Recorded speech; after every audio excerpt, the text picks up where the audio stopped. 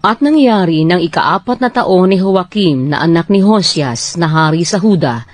na ang salitang ito ay dumating kay Jeremias na mula sa Panginoon, na nagsasabi,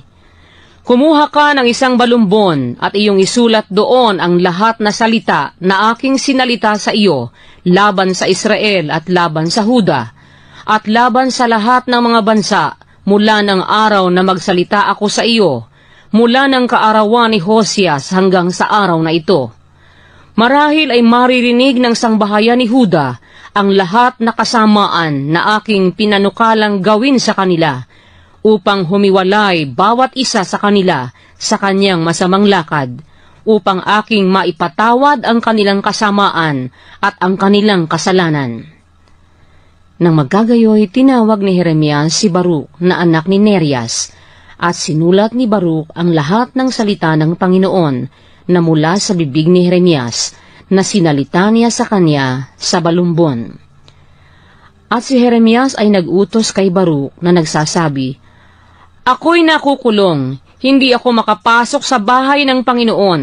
kaya't pumaroon ka at basahin mo sa balumbon ang iyong isinulat na mula sa aking bibig, ang mga salita ng Panginoon sa mga pakinig ng bayan sa bahay ng Panginoon sa kaarawan ng pag-aayuno,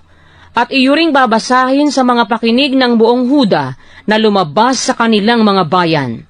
Marahil ay maghaharap sila ng kanilang daing sa harap ng Panginoon at hihiwalay bawat isa sa kanyang masamang lakad, sapagkat malaki ang galit at ang kapusukan na sinalita ng Panginoon laban sa bayang ito." At ginawa ni Baruk na anak ni Nerias ang ayon sa lahat na iniutos sa kanya ni Jeremias na propeta, na binasa sa aklat ang mga salita ng Panginoon sa bahay ng Panginoon. Nangyari nga, ng 5 taon ni Joaquim na anak ni Josias na hari sa Huda, ng 9 na buwan, na ang buong bayan sa Jerusalem at ang buong bayan na nanggaling sa mga bayan ng Huda sa Jerusalem ay nagtanyag ng ayuno sa harap ng Panginoon. Nang magkagayoy, binasa ni Baruk sa balumbon ang mga salita ni Jeremias sa bahay ng Panginoon, sa silid ni Gemarias na anak ni Sapan na kalihim, sa mataas na looban, sa pasukan ng bagong pintuang daan ng bahay ng Panginoon, sa mga pakinig ng buong bayan. At nang marinig ni Mikias na anak ni Gemarias, na anak ni Sapan, ang lahat na salita ng Panginoon mula sa aklat,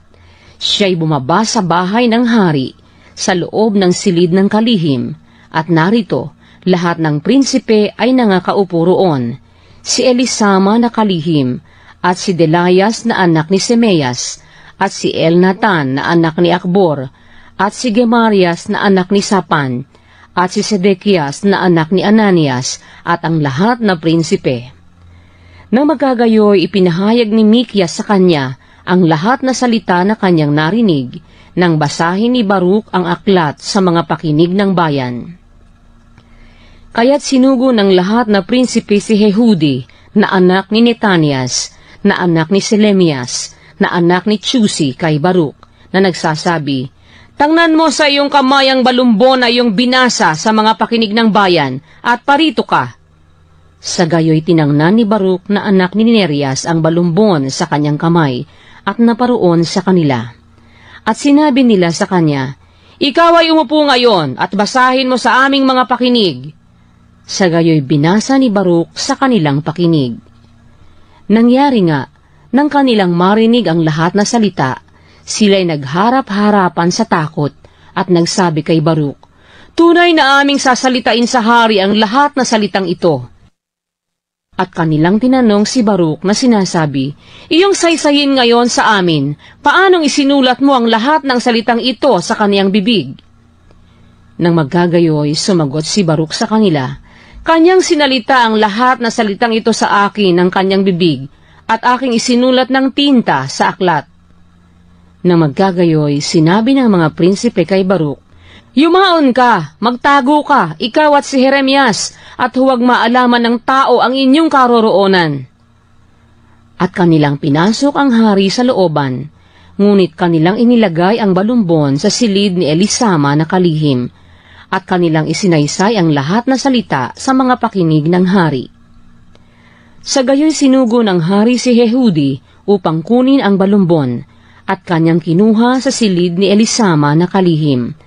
at binasa ni Yehudi sa mga pakinig ng hari, at sa mga pakinig ng lahat na prinsipe na nangakatayo sa tabi ng hari.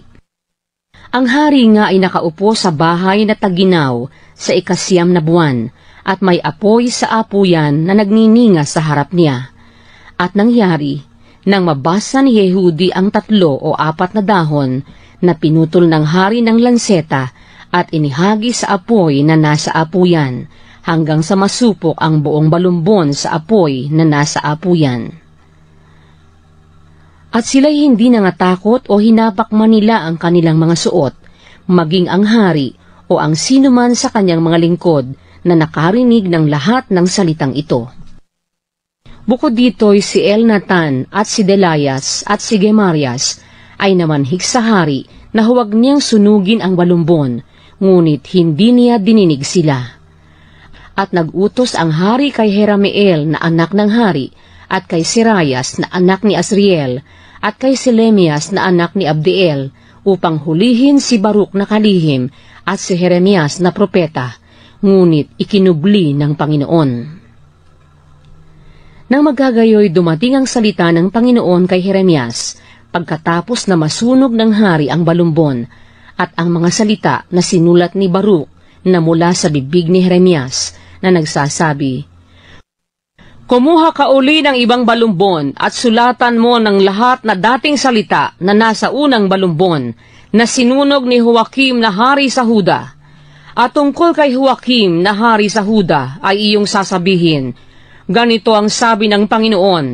iyong sinunog ang balumbon na ito na iyong sinasabi, bakit mo isinulat doon na sinasabi, tunay na ang hari sa Babilonia ay paririto at sisirain ang lupaing ito at papaglilikatin dito ang tao at ang hayop. Kaya't ganito ang sabi ng Panginoon tungkol kay Joakim na hari sa Huda, siya'y mawawalan ng uupo sa luklukan ni David, at ang kanyang bangkay sa araw ay mahahagi sa init, at sa gabi ay sa hamog.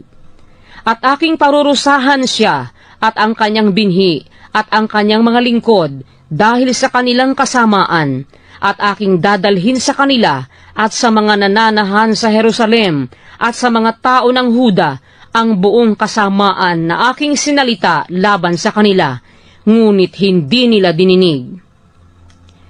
Nang magagayoy, kumuha si Jeremias ng ibang balumbon,